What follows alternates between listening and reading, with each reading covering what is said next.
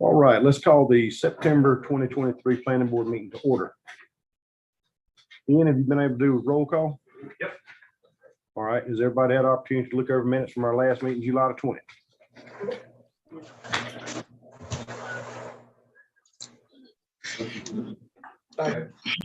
Motion second, all those in favor? Motion carries. Do we have anything for public comments tonight, Ian?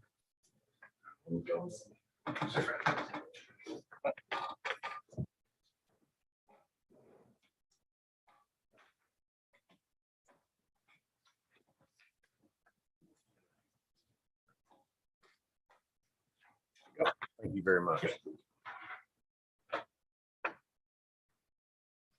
Peter, I'm sorry, I can't pronounce the last name.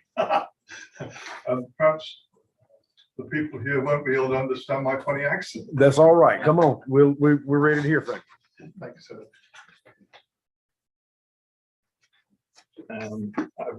I've written my comments down. Oh, maybe I have a top copy because I've jog my You all memory. remember what you said? They're all the same. Good evening, and thanks for giving me this opportunity.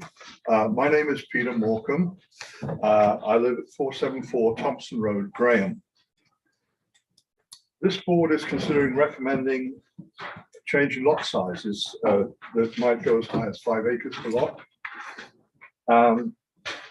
My family relocated to Alamance County in 2018, partly because Alamance County government is more cost effective than surrounding counties. That would be Orange, Durham, and Guilford. There is still a little room for improvement, great though you are. Our school system is low performing and getting worse. It spends staggering sums of money on buildings while losing students. I want to challenge some of the assumptions on which the 5 acre lot size idea rests and suggest a better way to build schools. First of all, I don't really understand the explosive growth rate thing. We've had a growth rate of about 6% a year for the last 5 years, and that's entirely manageable. We've been able to create enough schools. So, but you guys have lived here all your life, so you can probably explain to me why the growth rate is suddenly going to increase, if that's what's going to happen. The other thing I'm challenging is the idea that new schools are expensive. They don't have to be. It all depends on how you go about it.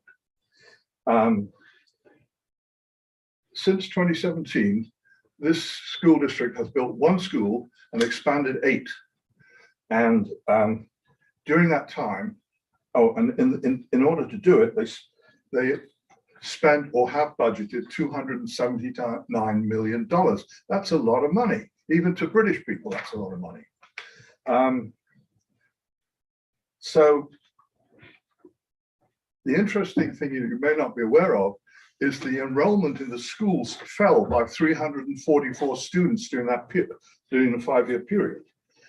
And the growth was entirely absorbed by schools that are not funded by the county, namely charter schools, home schools, and private schools. So you'll see a little graph down the bottom there that shows you the enrollment of the traditional Alamance Burlington school system versus the other schools, as I call them, that are have expanded by 1,900 plus places. And I want to tell you how much money the Alamance County Commission had to supply for to create those seats. 0. It costs nothing. Schools can be free, and they can be set up very quickly. A new school can be created in as little as 5 months without any support in capital funding from the Alamance commissioners. So my conclusion, I think I've said enough. So you're cutting me off. I only ask that you remember that the potential of other schools to save money when you're making recommendations to county government. Saving money is only a minor benefit compared to the way the quality of education will be improved. So this idea has actually been tried elsewhere. And if you like, I've got a copy of a report on what happened in New Orleans following the Hurricane Katrina that destroyed over 100 schools. You told me it's before. Have it, I'll take another copy. Okay. Thank you, Mr. Morton. I've got a few spare if anybody else wants one. Well, thank you again, sir, and I really appreciate this opportunity. Thank you, sir. All right, that's all for public comments. Ian, does that bring us to new business? I believe it does, unless you have any comment or response. Doesn't appear to be any. All right, new business. Member reappointment applications. Chair, I'd like to motion that we reappoint the 4 members that are on that list. Okay. You have a motion Second. and a second. All those in favor signify aye.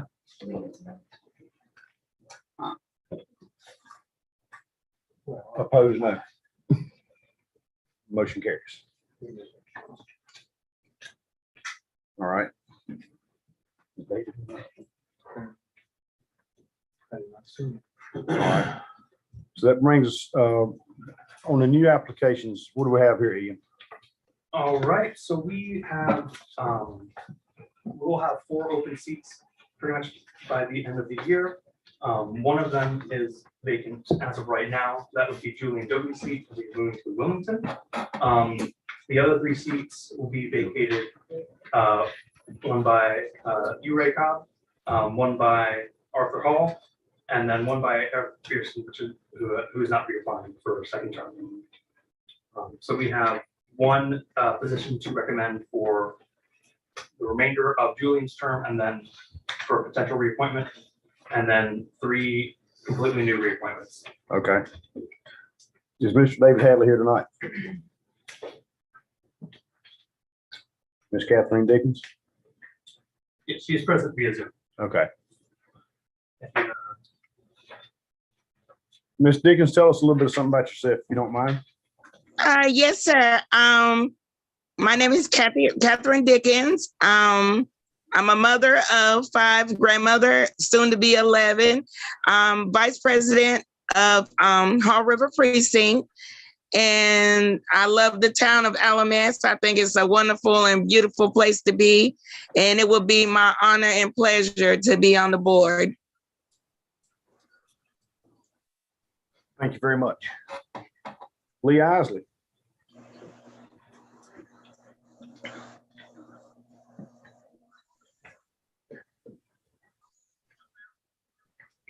Good evening, Chairman Cobb and planning board members. First of all, I'd like to thank you for your consideration of my application to join the planning board. Having served previously, I understand the important role this board plays in our county, and I appreciate the time and dedication each of you put into serving those roles. If I haven't had a chance to meet you, my name is Lee Isley, and I live in Snow Camp.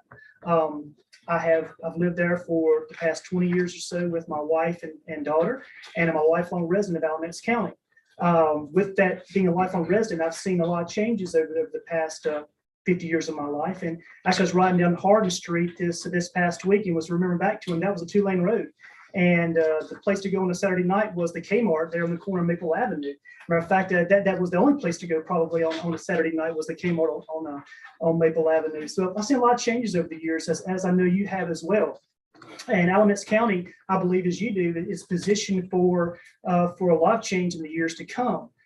With that being said, I think that we're also uniquely positioned for opportunity as well. Alamance County, I call it Main Street, North Carolina. And I say that because Alamance County is the only county that I'm aware of that has both interstate highway systems passing through it together at the same time, dissecting our county. Is that brings a lot of traffic into the county, and you couple that with the growing metro areas that position on each side of us. Alamance County is uniquely positioned geographically for a lot of growth in the future. And so I would certainly love an opportunity to serve on the planning board again with your approval, the county commissioner's approval, to try to be a help in even the smallest of ways as our county tries to address what those potential challenges may be as we continue to grow. So again, thank you for the time you've given me tonight to speak before you, to introduce myself to you, and to perhaps reintroduce myself to you as well. And I would certainly appreciate your consideration and application. So thank you. Thanks, sir. Max Morgan. Awesome, how are you? Good. I'm Max Morgan. I'm a lifelong resident of Alamance County. I live in the Melville Township. I've worked 12 years at P. Morgan Enterprises. What we do there is we develop land, manage mobile home parks, RV parks, and all sorts of other things we're trying. I also have a real estate firm in Mebane called Morgan Land and Homes. And the reason I want to be on the planning board is to help guide and have positive input on the county and protect property values and connect with folks and really get the community's input. And with my knowledge of land development in this county, I believe I can bring positive and productive input on the planning board. And I appreciate all y'all's time. Thanks, sir. Thank y'all. Henry Chan.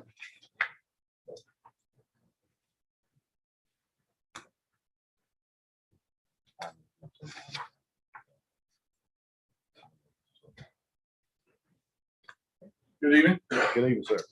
Again, my name is Henry Chandler. It's misspelled on there. That can be changed. But I retired in 2021. Been a lifelong resident of this county that I love. My family's been here since before the Civil War. And since I retired, I want to get more involved in the county that I love. Try to help the county any way I can, be a part of the community, more a part of it now that I've had more time on my hands. I've already serving on the Voluntary Ag District Board and want to continue to do that. And I would appreciate your consideration. I'm not a big talker. Mr. Chan, where you live at, sir? 515 Lewis Graham Road. That's a road that connects Highway 62 and McCrae Road. You know where it is. What's your brother-in-law's name? My brother-in-law's name is Dean Whitlow. Okay. There's another guy who lives over. I think his name is Ed. So he's working. It's a workman. Okay, you related to him? I am related to him. Yes. Okay, all right. Yeah. I know Ed very well. He's a good guy. Yeah, he is. Live just down the road from him. Thank you, sir. Thank you very much.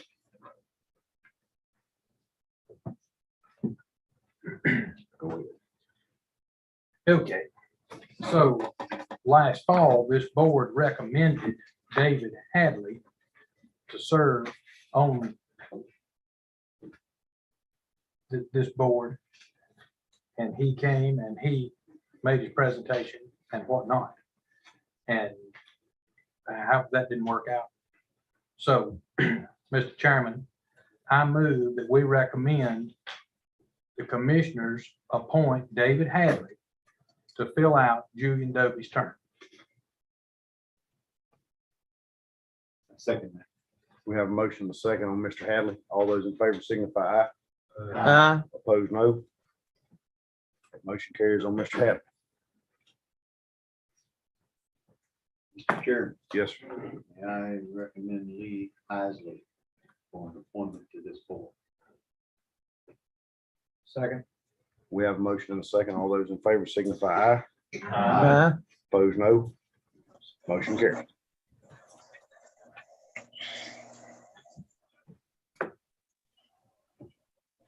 Mr. Chairman, I'd recommend Mr. Henry Chandler. Second. We have a motion and a second. All those in favor signify aye. Opposed, no. Aye.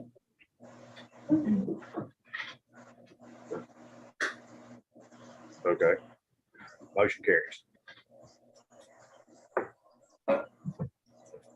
Chairman, I nominate Catherine Dix. All right.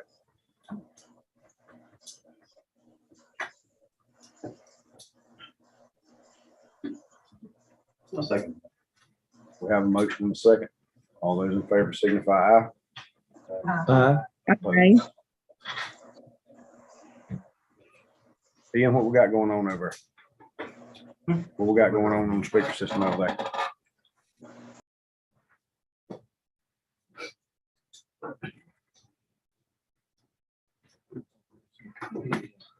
I believe it is. Ian, does that take care of new member applications? Yes, it does. All right, so that brings us to old business, minimum lot size. I believe we have a couple points of materials for Bill, and then we have a breakdown of some lot sizes from environmental health. Which would you like to discuss first?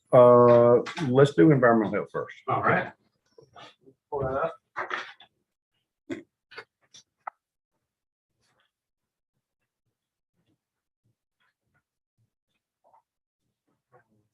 Let me see.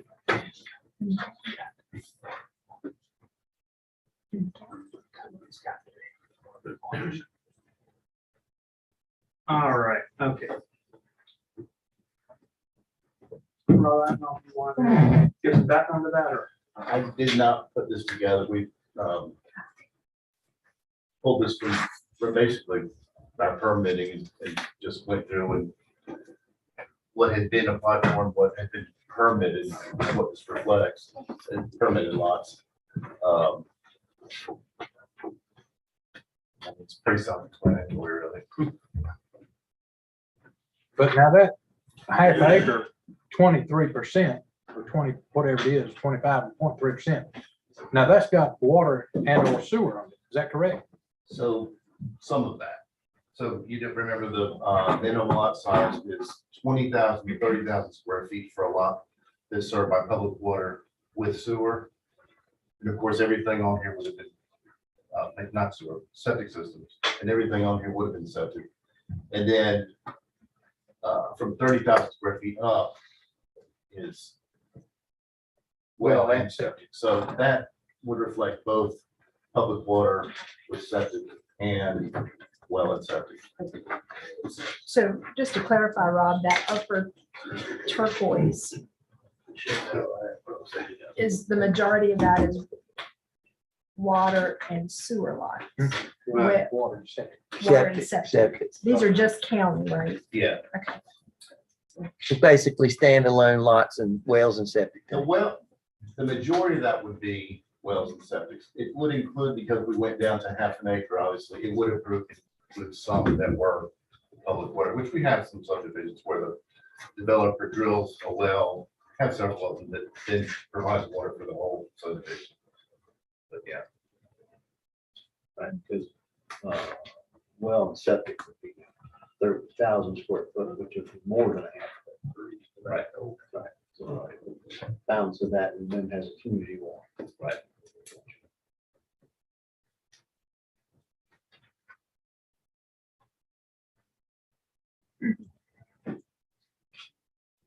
So what I'm hearing in this is, and y'all listen to this for what it's worth. But if you put a community well on the property or some community wells, then that 146 houses per 100 acres is not all of a sudden as unrealistic as it once was. Is that a fair statement?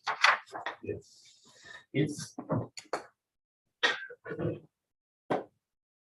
really is all that important. It's not as common as you think because it's very costly to provide for the whole subject.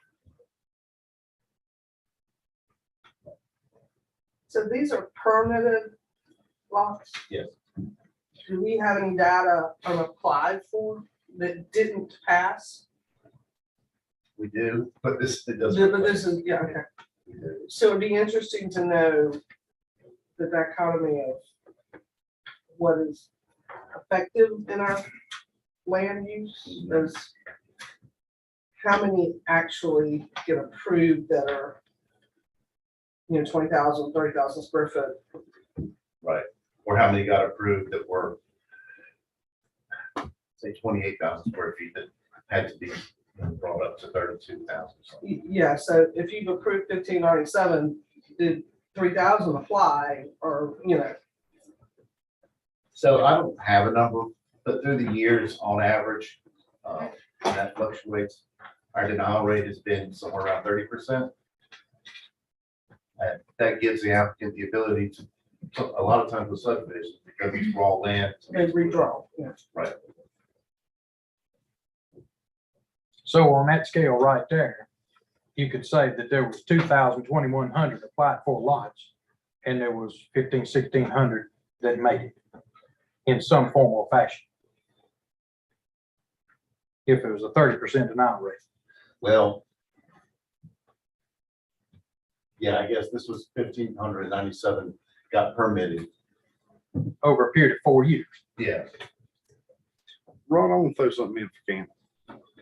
There's two subdivisions I know of on the south side of the county that has community wells. One of them is Hall Village over in Swepsonville, Saxball, excuse me. And there's another subdivision over on Stockford Road over in Paul McBain's, Cane Creek. Those are community wells. And my understanding, because I did a lot of work down in both those subdivisions myself, when you're on a community well, the quality of the water is under a whole lot more scrutiny than if it was a standalone private one residence well. It is. That's what I was thinking. We used to have 3 out there in Austin that ran the whole tank. And yes, it's a whole lot more scrutiny on the well. It's not city run water. It's not city purified. And what I do remember when we was working down at Hall Village, when springtime rolled around, if you went more than 4 days without rain, you could forget cutting watering your grass and washing your car. You weren't gonna do it. I mean, the restriction. Depending on what, well, gallons. I'm there on that, but I mean, they've got a holding tank down there that's as big as 2 or 3 trucks going down the road too. So they're probably recommending that they could get to service the lots. If, like I said, you let April, May roll around, if you go more than 3 or 4 days without rain, you on water restriction and you will not water your yard or wash your car. Yeah, we was on there for a long time, So, several years ago. I mean, but either way, you know, The pool out there. right, and the whole purpose behind this, from my understanding, is density. Density, you know, because I mean, there's several subdivisions that are platted. My understanding that there's several hundred lots that are platted that are approved that's never hit the ground yet. I don't quite think there's as many 30,000 square foot lots as we think for. But on the flip side, if we had an acre to acre and a half minimum lot size, it'd probably work out better for everybody. It looks like 75% of the lots are an acre or better anyhow. I mean, it's only 25% that are less than an acre anyhow. So it wouldn't be out of the realm to, you know, especially if it's well or and septic together. Because that's where the real caveat, where it's well and septic together. How long ago was it when the state changed the minimum setback requirements between a well and a septic system? It was probably, I don't know, 2008, maybe somewhere in there. That sounds, but I remember used to be you had to have 100 linear feet between a well and a septic tank. The septic tank, septic lines, any part of that septic system, you had to maintain 100 linear feet of separation. In today's world, it's 50 feet. So.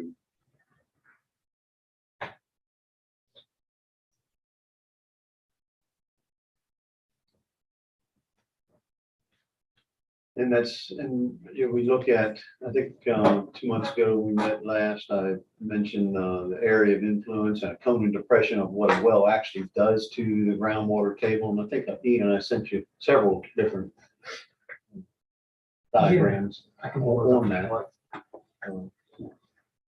Well, a couple of them, and you'll see when you're looking at a well, hole in the ground.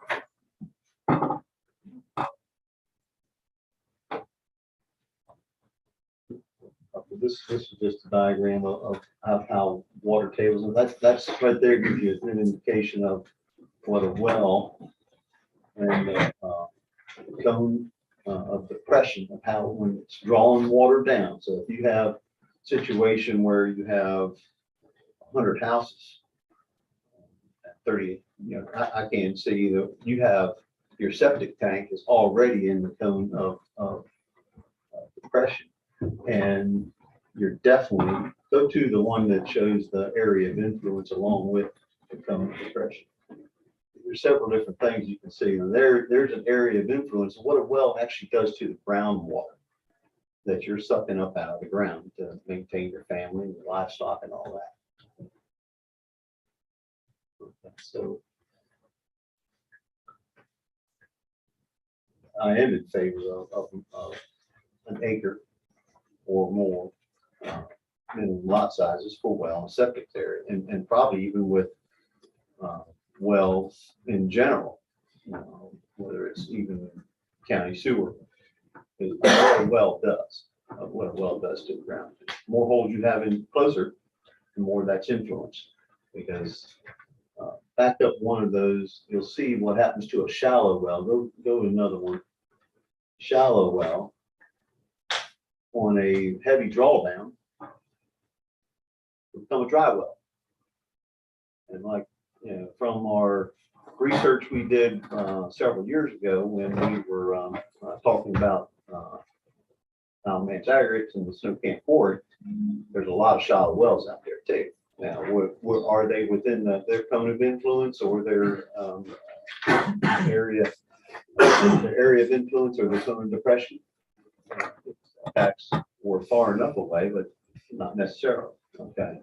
So this is what happens when you put a new subdivision, say you put that well in at 300 feet, and then you have a guy that's been there, or you say, I'm going to put a well in, I get good well water at 125 feet. There is a potential that at some point it could go dry, especially during a drought situation, which we have occasionally.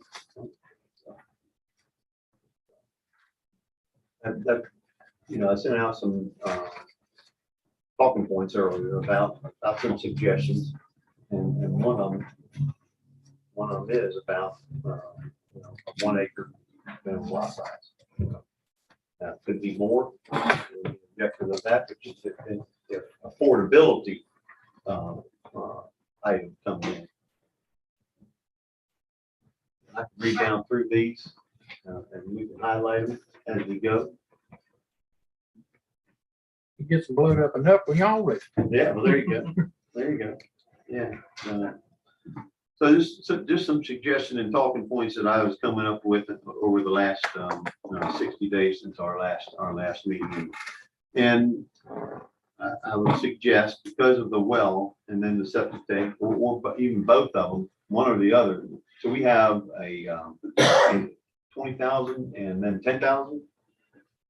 I was going to suggest, or at least want to talk about all three of those categories because they have one or the other or both on 1 acre. Really, the only way that you can really guarantee that you won't have septic issues or well issues is if you have. Don't put in septics and don't dig no wells. That's how you guarantee it. That's right. So, right, county sewer and county water, right? And I can see how that allows for an 8,000 square foot lot, if what you see closer into those areas. Larger developments, small lot size. Once you start poking holes in the ground and bleeding off sewage, that could become a problem. We have reports of that, and I'm sure you get reports of that all the time. So that's one of my talking points. Based on that, I suggest that we have, I think in the HIDO, we've put in some groundwater studies based on some of those factors. And I can see where we should probably, to protect the new homeowners that are going in some of these subdivisions on their groundwater. We don't know what's in there. Nobody really knows until you do a groundwater study. So the developer goes and has an engineer do groundwater studies. It's a very simple situation. Might be a little costly, but depends on the size of the development, what location you're at. Another one I was going to suggest was possibly just increasing setbacks by 10 feet on the front and 5 feet on the sides and rear. Now, if we go to larger lot sizes, that's going to take care of itself. It's not going to be a factor. One of the things for that we did when we did the HIDO was the 100-foot stream buffers for perennial and intermittent. Now, I'm not talking about per house, but I am talking about maybe for the development itself. Sometimes we get into these subdivisions especially out there in the middle of the country, we're talking about traffic impact. That's one of the big things when we looking at HIDO permits, right? Whether it's concrete plant or wherever, asphalt plant wanting to go in. And a lot of times our road, our infrastructures are not set up for it to receive another 200 cars in a particular area. We could, add language for like requiring traffic studies. Another talking point I thought about was stormwater controls for subdivisions, that are lot sizes are less than 5 acres.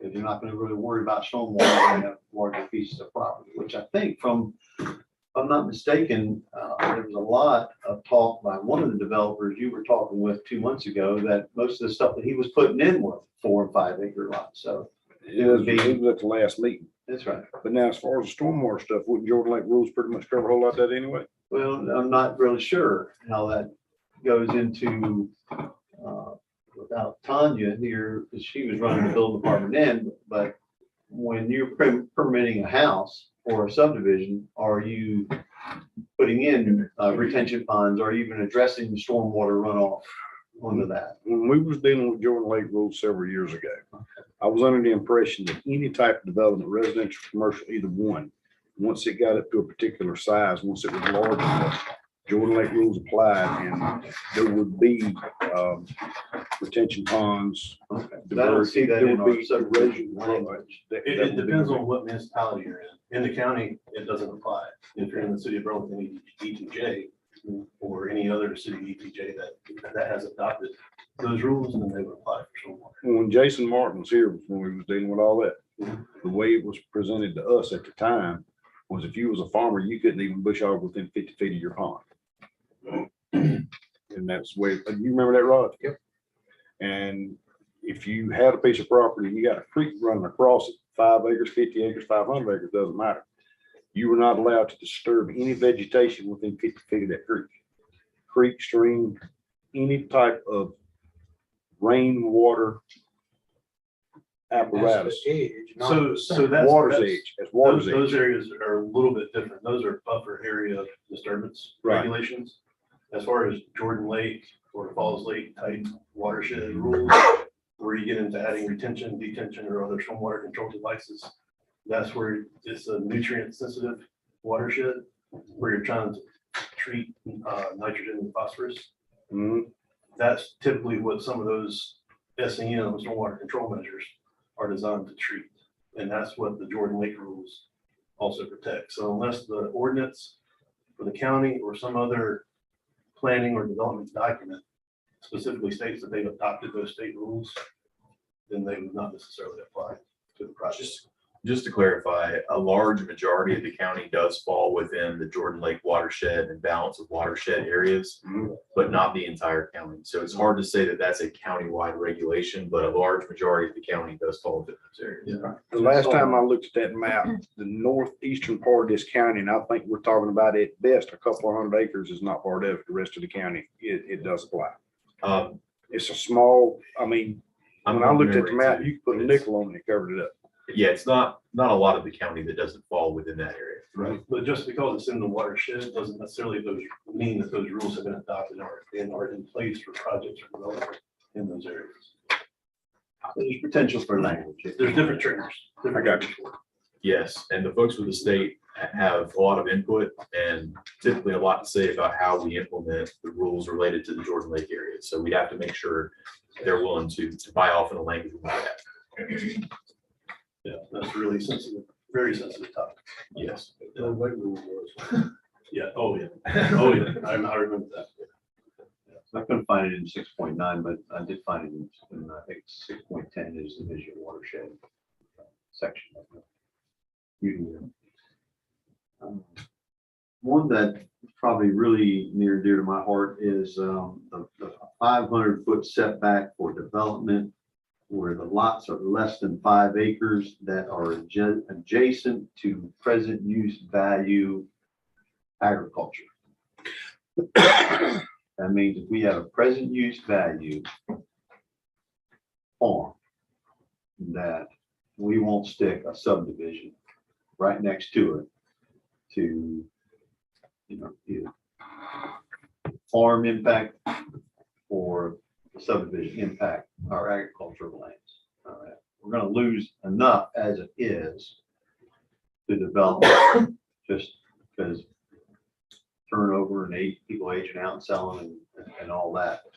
But on present use value, I think that would be your caveat to as an active agricultural entity.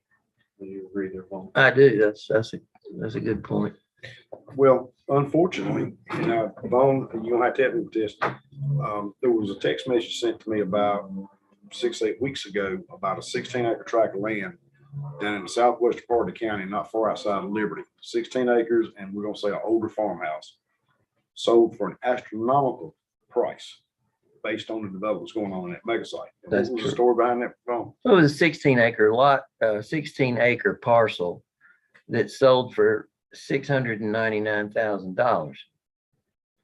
That's $43,750 an acre. I don't have any idea or know any knowledge about what the structure was worth, but my understanding is it probably wasn't worth a lot. The man was renting it or leasing it for livestock, keep his cattle on. Now, farmland in general is selling for not $43,000 an acre.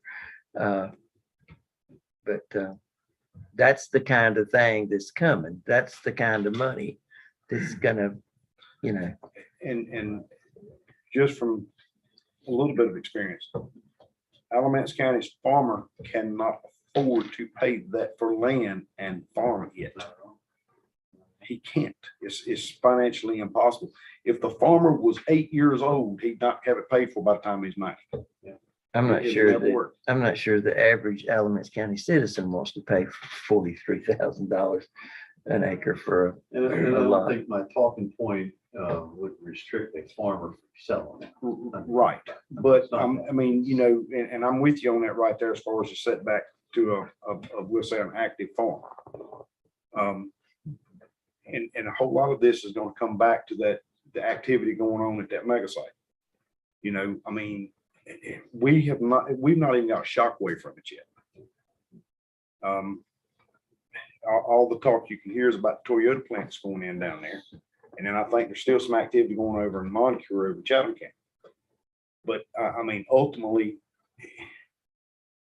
I know the state's excited about it. It's great, and I'm sure it's going to be quite a bit of tax revenue for them. Unfortunately, the folks that are living in the southwestern part of Alamance County are soon going to get to the point they cannot afford to own the property.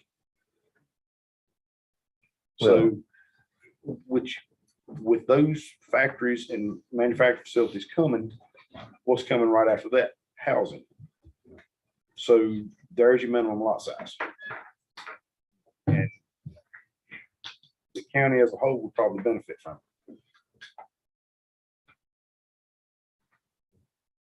The only other thing I added on my thought process was something that me and Vaughn spoke maybe 4 years ago, maybe even longer, that planning board, we don't really, there's nothing in our subdivision ordinance that has to bring a subdivision to us for review unless there is a potential for a variance or something like that. I guess I wouldn't mind, even if it was a rubber stamp, but at least come, across the planning board's desk.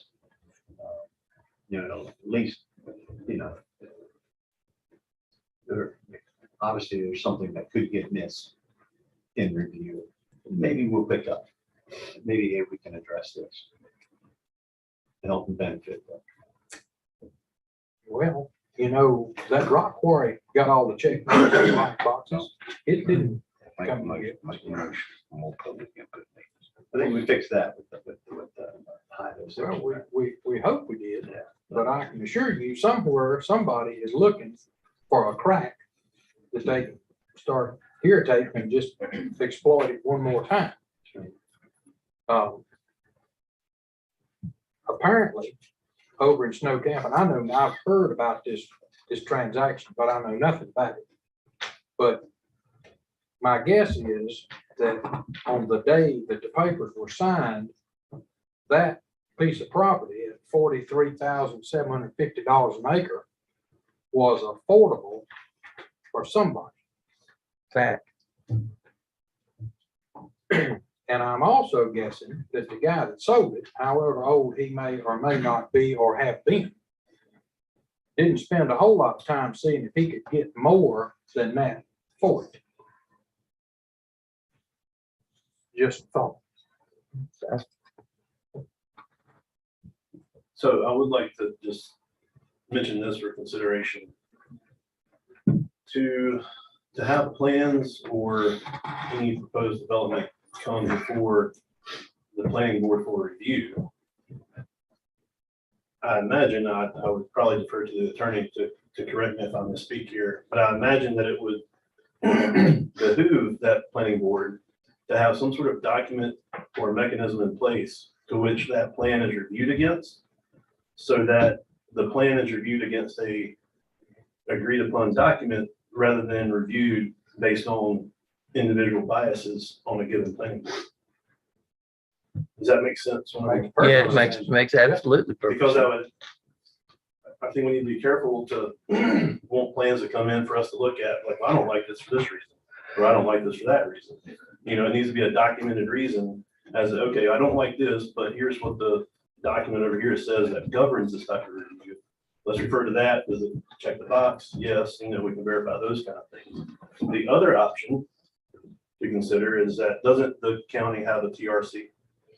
Oh, yeah. Yeah. So you're on the board, right? Or you are a liaison type position. Correct. So maybe instead of just having one person from the planning board sit on the TRC, maybe there's 2 or 3 possibly. Not to overwhelm TRC with planning board members, because it goes through DOT and other agencies as part of that, but just something to think about.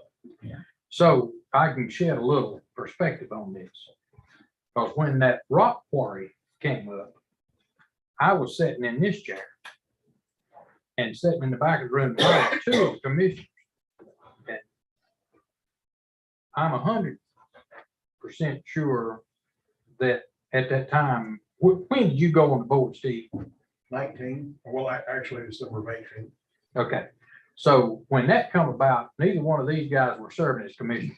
That's right. But a man who was at the time called me and said, "What H are y'all doing?" And I said, "What H are you talking about?" And he said, "You don't know?" And I said, "Apparently not." And that's when the conversation started. And as a result of the state announcing that there was going to be a public hearing for the air quality permit, the community overwhelmed the commissioners, wanted to know what was going on. And of course, as stuff progresses along, one of the commissioners called me and said, "What's going on?" And I'm like, so what you said is 100% right. The board doesn't need to be sitting here saying, "I don't like you and I don't like you, but I do like you. So whatever you want to do, fine, but y'all can just go jump." That's right. But you don't need to do that. Now, that's wrong on every level. That's right. But to have stuff coming in here like a rock quarry and nobody know anything about it, that's just as wrong. Yeah, and well, agreed. You know, something to that magnitude, it would be nice to have a heads up. Yeah, well, and I do remember in the summer of 19, Mr. Poe, Mr. Lee Eisen, who was serving on the planning board at that time, and myself, we served on a subcommittee that worked on a whole lot of stuff concerning that HIDO ordinance, as well as a few other things, presented it back to the planning board. It was forwarded on to the county commissioners, and it was acted on. So there is language in that HIDO ordinance now that if anything of any, that would be triggered. yes, Well, there will be public notification. There's public hearings involved That's- here. I think that's reasonable. So 6.5 is. yes, and we worked on that most of the summer, and it was very productive. I have a question. I was on the planning board back then. I came in After the fact. in the aftermath. Did the rock quarry not come through TRC? No. When So that they checked rock- the box, it was presented, checked the boxes, and it was When pushed that, through? when that application first hit the county, it met all the rules at that time. So it never came to TRC? No, I do not think it did. But Never like I came said, to at the county time, Commissioners never came to planning board. I mean. The process was different then. So now the way it That's why we runs, changed all the ordinances. if there's an industry that's affected by hydro, if it is proposed, property has to be marked for public hearing.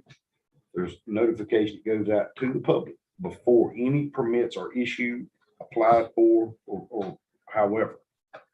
So, and that was, and I do remember that was worked on that summer because there was a whole lot of time that was spent over the office across the street. And we tried our ever loving best to make sure everything was covered to the benefit of everybody. But all of the residential stuff is required to come through TRC, correct? It is, that's a little bit different application. I But mean, that's what we're talking about. Okay, that's right. So maybe Is- some of my is talking residential points are mute, really, if you're going through a TRC with that, then groundwater studies being handled, I don't know, DOT's being handled. Right? Well, that's what I was about to say, once you got through your list, is that some of these items, like for instance, for DOT, they have considerations and studies that they have to go through to say, okay, does this project warrant a traffic study? Or does it warrant a signal? Does it warrant a stop sign? That kind of stuff. So they have mechanisms for that. So if they're on the TRC board, then Chuck Edwards by default, he should be checking.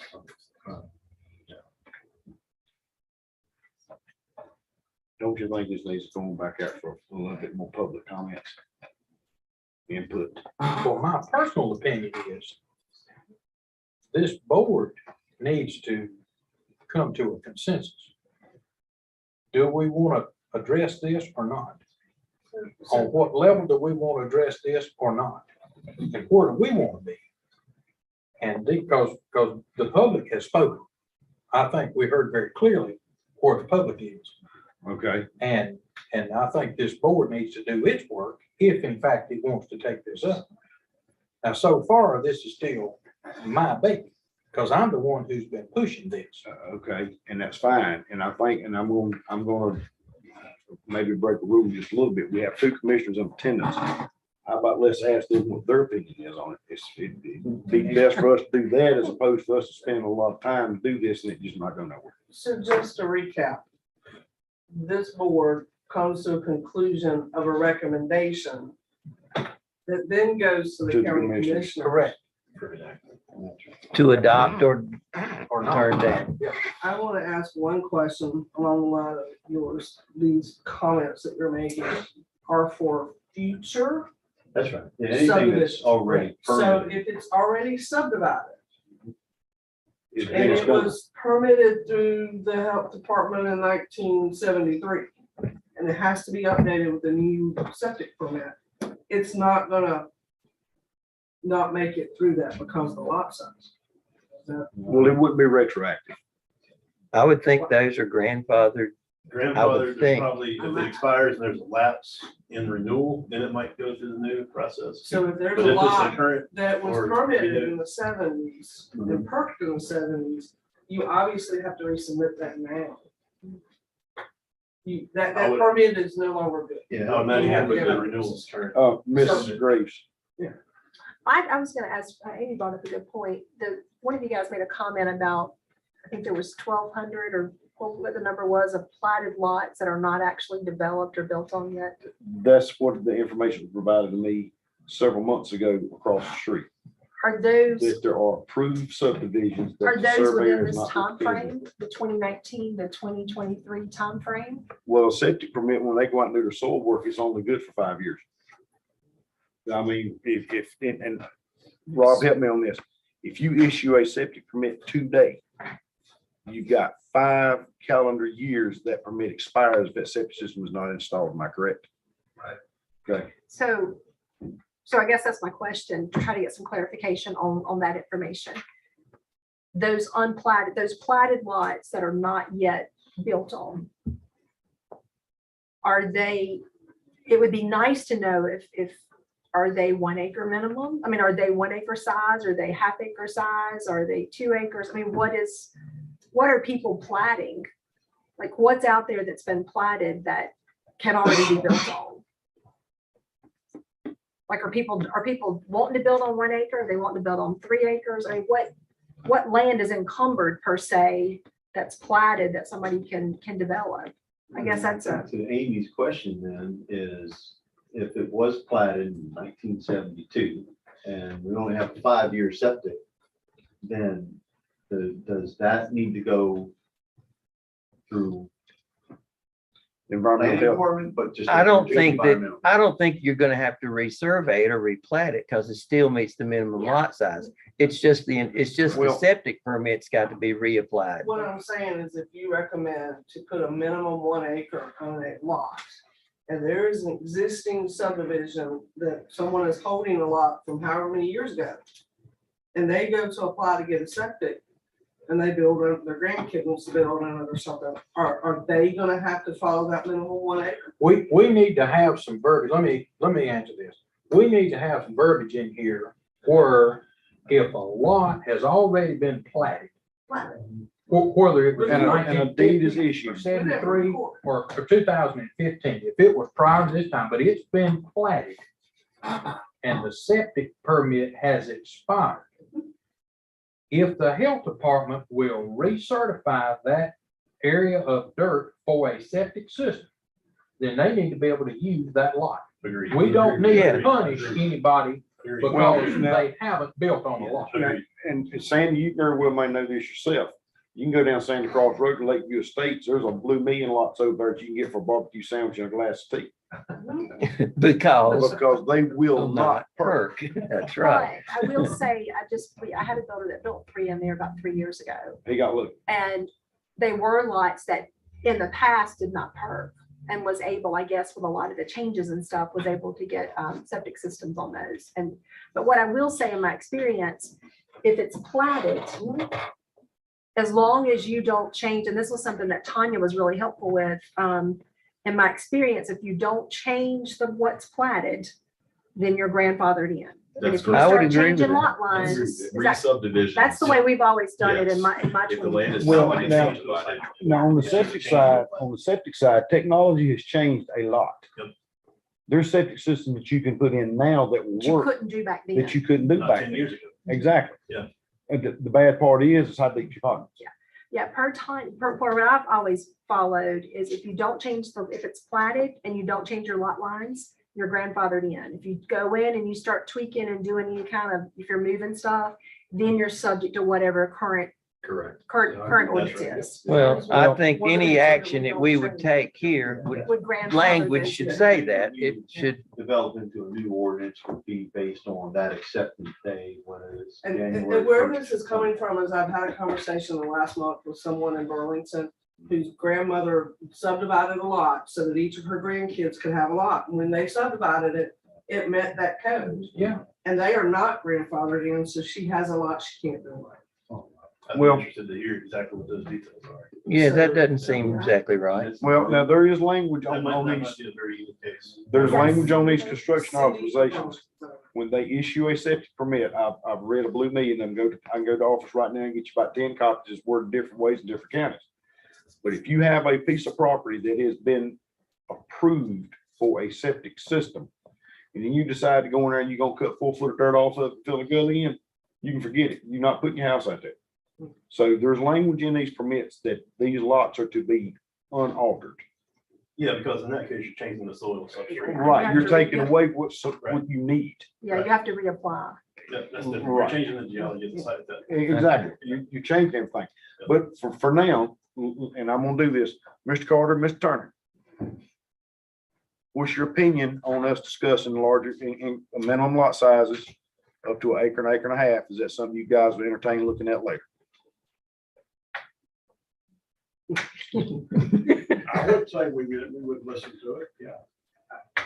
I was primarily here to listen, and I've got a question. Sure. And it goes to your point, Mr. Cobb, that, there's some land that just won't perk. Mhm. If you take it outside of a single lot and you look at geographic areas in the county, are there different areas in the county that would accept higher density than other areas of the county? Like north versus south, or this area near Lake Camac versus farmland in the south near stuff, right? Do different areas allow for different densities? Well, and I'm gonna tell you what I'm gonna do, not being disrespectful, but I'm gonna divert that question to Rob Snow, from Alamance County Health Department. That man right there, he's the one that goes out. He's one of the 2 or 3 guys at the health department that goes out and does soil evaluations.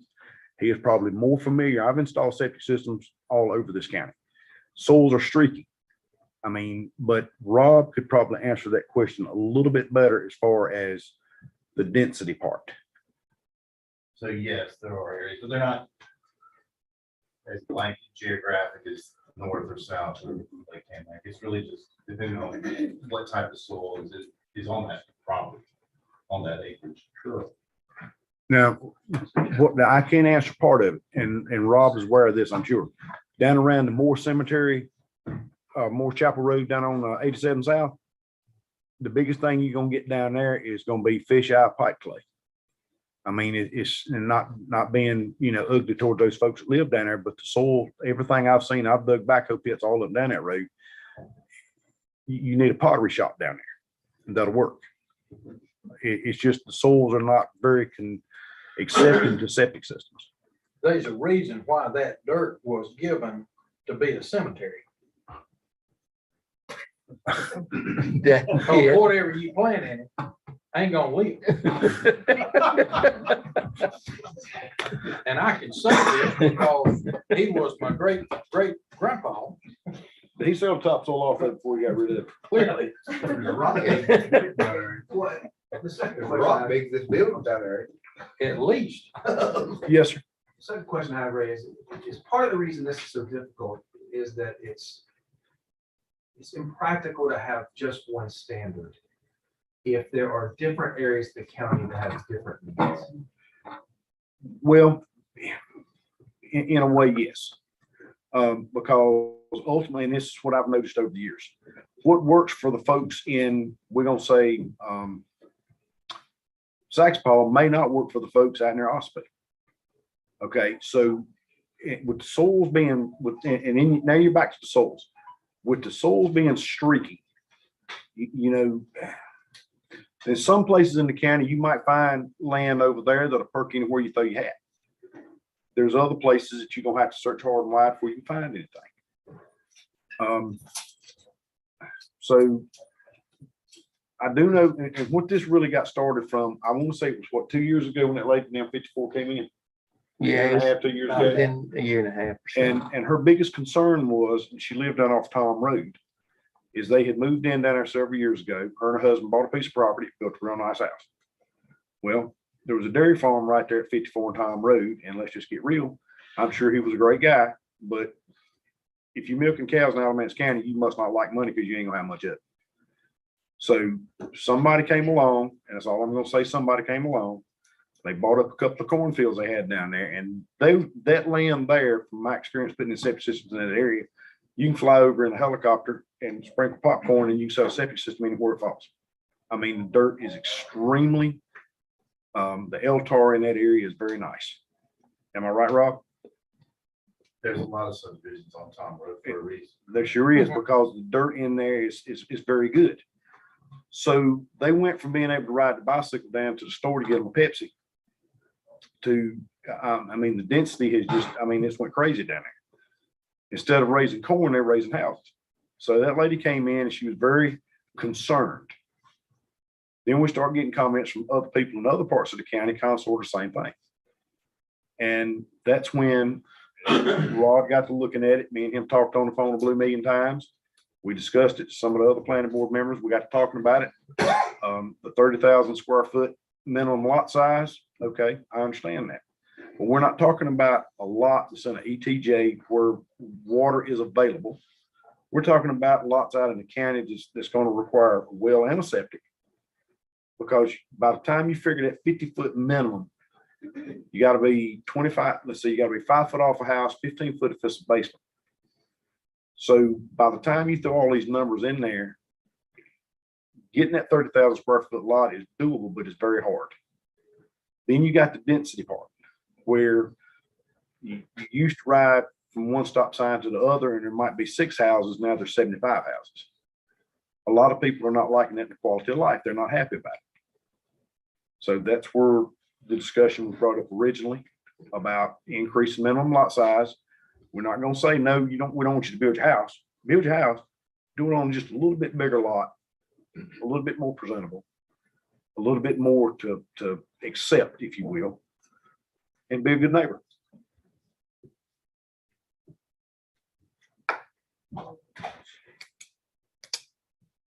Mr. Chairman, Sir, some months ago, at the beginning of this discussion, we sat around this room and we did what we're doing tonight. Beat this lot size to death till we, and the example that had been given that night was a subdivision that does exist. It was on 65 acres of land, has 79 lots. 76. Excuse me, my math is off. I didn't have my notes, so I was trying to remember 76 lots on 65 acres. So I made a proposal, just as a what if. Those lots were 31 to 32,000 square feet on average. There were a few 54,000 square foot lots. We looked at that plat, if y'all remember that. Yeah, the Salem Woods. And so I said, if you took that same subdivision under a new set of guidelines, and I'm not saying we're going back and change it, anything that was new, and you made us the standard 65,000 square feet instead of 30,000 square feet, you reduced the lots to 44 lots on that same parcel. You spread out 44 septic tanks and systems. You spread out 44 wells. You cut it by 55% in density. There's an answer. There's a proposal. I'm just, y'all can beat me up or throw me out or like it or not like it, but we're going to sit here and talk about this thing, but we're not going to do anything. So I'm saying, let's do something. Let's pick a number and let's change what we're doing, because the people have come in here and said, how many holes can you punch in the ground?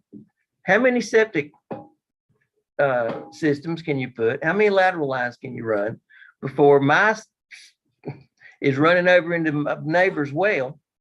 And he's not happy, and I'm not happy about it either. If you spread those houses out a little bit, you spread those systems out a little bit, you have less pressure on the aquifer. You have a much larger repair area to deal with. Is it affordable for everybody? No, but everything's not affordable for everybody anyway. There are other options available. I'm talking about single family homes, stick built, well and septic tank lots. That's all this would apply to. This wouldn't apply to cluster homes. It wouldn't apply to community wells. Wouldn't apply to community septic system properties. It would only apply to subdivisions with single family, single homes, lots, and homes, whether they're modular, stick built, whatever. But it would reduce the pressure on all these things that we're talking about. It would make the county look a little bit better. And that's my proposal. So my question to you is, based on having just heard that, are you saying that you potentially see a problem coming to Alamance County that we need to get ahead of and do something about? Or are you in fact saying you're just tired of hearing all this talk and you ready to throw Well, a number? there's about 3 parts of that are correct. Well, now I'm gonna throw something in there, and this is gonna cover the density part. This is gonna cover the density part. Me and my guys working a job down on Bruce Wood day before yesterday. I needed to go over near Buckhorn Road. I thought, okay, I'm gonna go up here. I'm gonna pick up 119. I'm gonna go to Hall Fields. I'm gonna head over Hillsborough Road. I'm gonna be there in just a few minutes. Got Alexander Wilson right there at 119 Fitchburg. Southeast Alamance, right up the road, right across from Olive Trailer Park. And you got Hall Fields Middle School right up yonder near Lowe's. Am I right? Yes, you're right. My head like to exploded when I crossed 54 and 119. Yeah. No, I mean, we're talking about density because there was cars backed up bumper to bumper from 119 and 54 slapped to Mebane. Well, the Slapped to Mebane. I would just, What were you thinking about trying to go and do something? I had a job to do. When the I'm school with was the letting out. No, that was in the morning. well, I would, my point would be that with the advent of multiple large corporation developments in the southern part of this county or just over the line in the southern part of this county, the housing and the growth is going to come. What do you want it to look like? Do you want to plan for the growth? Or do you just want to be status quo and let it be whatever it is? And that's what you got now. But I can tell you there's going to be people that will come that'll be unhappy about the way it is. You're not going to make everybody happy no matter what you do. We could pass out $1,000 bills here today and somebody be mad because they got 2 500s instead of a single bill. I mean, it's just, you know, you're not going to have it like everybody's going to want. It's just, you got to find, look, there's red and there's blue. I want everybody to get purple. I want to bring all these people to the middle and let's all find a place we can live and let live and be happy. 65,000 square feet, that put us just a taste under acre and a half, right? Yeah. It don't have to be that number. It just seemed like a pretty number to me. It looked good when I wrote it down. It can be 55. It could be something more than 30. 30, I think, is the problem here that we're dealing with. And How about 43 plus 60? That's 1 acre. that's 1 acre, exactly. Yes, yeah, like 43 plus 60. Is it enough? Is it enough? Is my question. That's an increase of almost Well, half. Ian, do you have any way of finding out when that minimum lot size was set at 30,000 square feet? When was that done? Well, I don't know. So last time he was here, I don't remember what it It's said. in the minutes. It probably says. early 90s. Maybe.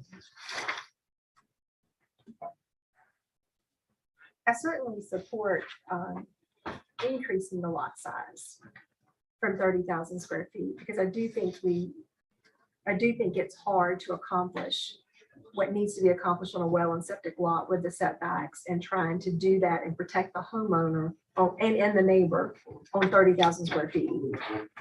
I'm a little nervous about doubling it in one foul swoop. I mean, maybe we inch our way up. Let's try something. If that's not where we need to be, we need to tweak it a little more. But it just makes me nervous going more than double in a foul swoop. But I'm just one person. Would we also make a change to the lots that are in the, because you have a minimum that's not in the flood, the watershed area? I think they have to be 2 acres. Well, I think in that example, some of those were like 50-some thousand square foot because so much of it was in the floodplain. So do you look at that also, changing that also? Mr. Turner, Just a quick question, and it kind of gets back to my earlier point about options. As the board looked at, I think it's called a planned unit development idea, where, like, let's say you got 1 acre lots, but on a normal subdivision, a normal street, but if you can have higher density on a smaller portion of that lot or of that development, if you allow for green space on other parts of it. That's right. So we've got you that. might have developers who say, well, I can do better with higher density on a smaller portion and keep the pond that's already there. Don't we already have Grow that? with trees or something. And that gets to Vaughn's point about beautification and what kind of community we want it to look like.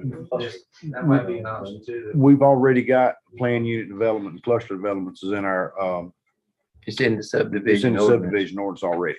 Does it allow for higher density than what you normally could do if you didn't use that option? No, that I can't answer. That I can't answer. It might be an incentive for somebody to do that. Right. Ian, can you check into that for us? Sure. So in the purest of numbers, if you had a 100 acre tract of land that laid off perfectly between existing state roads, so you didn't have to put infrastructure in it, you could put 146 houses, provided all the soils qualified, and each house was on a 30,000 square foot lot. you could put 146 houses on 100 acres of land.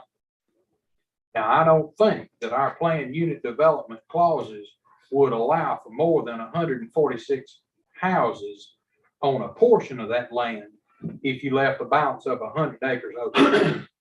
I think the answer to your question is no, we don't have that in place. But that's a lot of houses crunched into a small area. Well, I'm not trying to confuse everybody, but this, Rob, in Alamance County, the highest long-term acceptance rate that you guys give when you go out and do a soil evaluation is 0.3, correct? Yes, on average, there have been some 3.5s. But that's been rare. Yeah, our average is a 0.25. Okay, at my 0.25.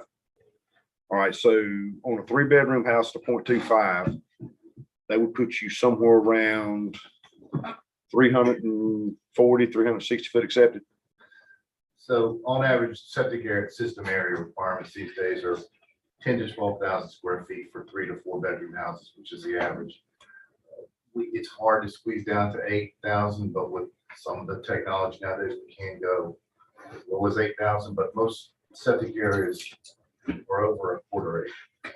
10 to 12,000. Close to quarter, yeah.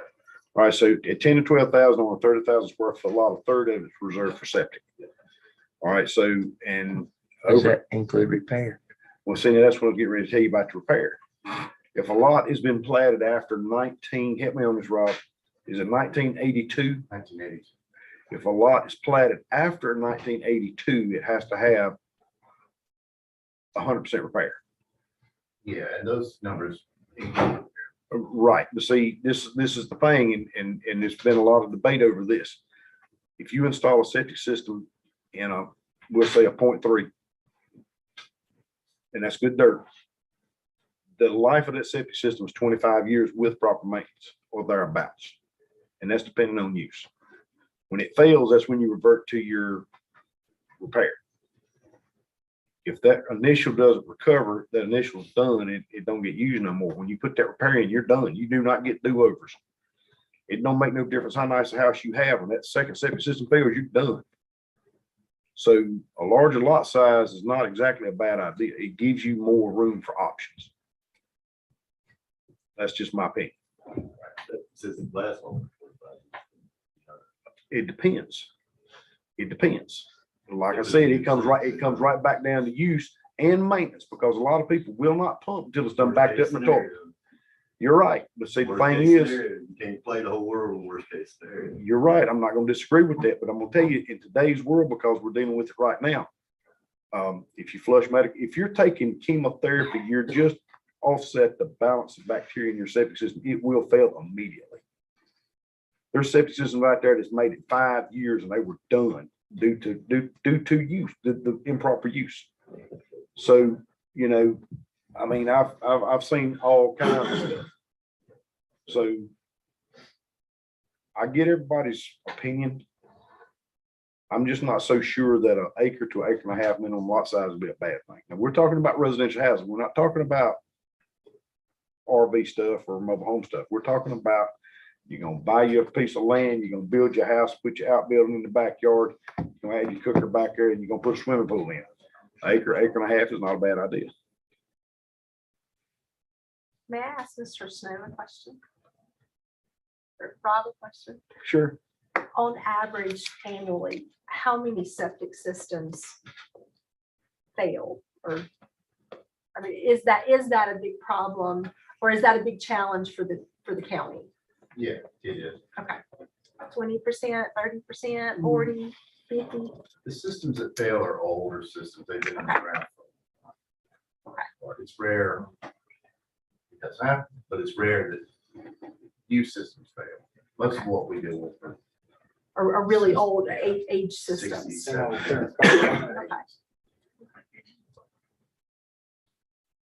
50-year-old system, claiming that they put 100 feet of line in. Since the 80s, we've had to put 300-400 feet of line. Yeah. System back 60 years ago had 100. That correct? You know, a cinder block tank a little bit of terracotta pipe and some coal ash. Yeah, it was, There you go, and it's been in there 60 years well, already. yeah, It's failing, so hey, it was a now we different haul world. in 100 tons of rock. 54,450 is an acre and a quarter. Acre lot size is not a bad idea. Mr. Chandler, do you remember, Bruce Squires? You aren't listening, are you? I am listening. You say Ruth Squires? You remember Ruth Squires, McCray Road? Yes. I'm gonna tell you something about her in just a little while. We're gonna finish this meeting up. You're gonna love this.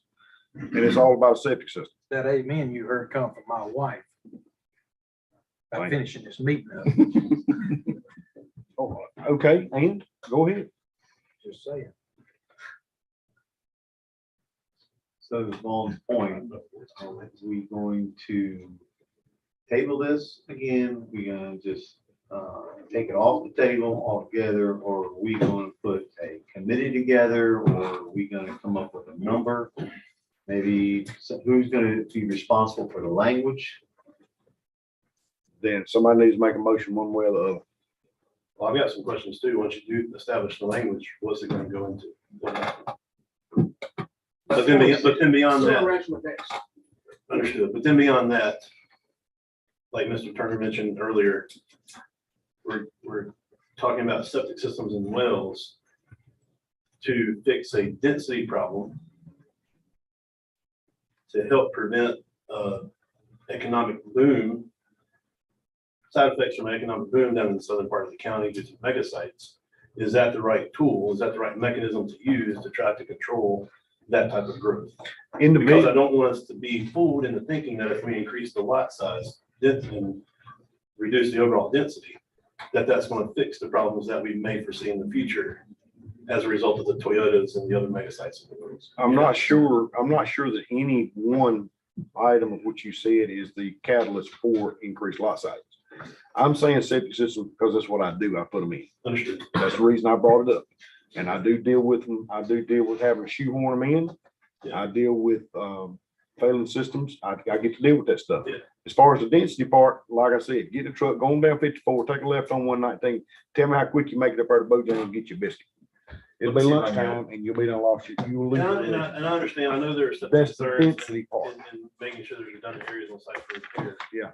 But we're also looking into density concerns that Rodney's voiced also.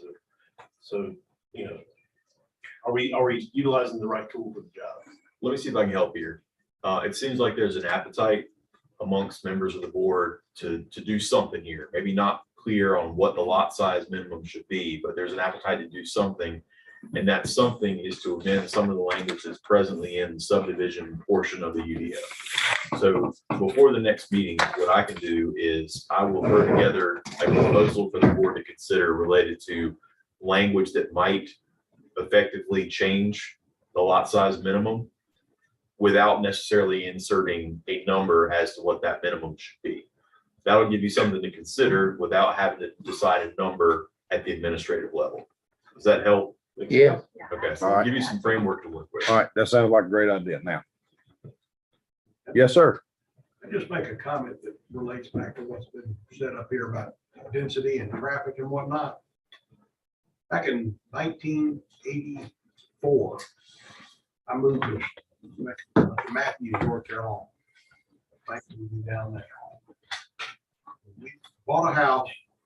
My office is right on Independence Boulevard. I could get home 4 different ways in 10 minutes or less.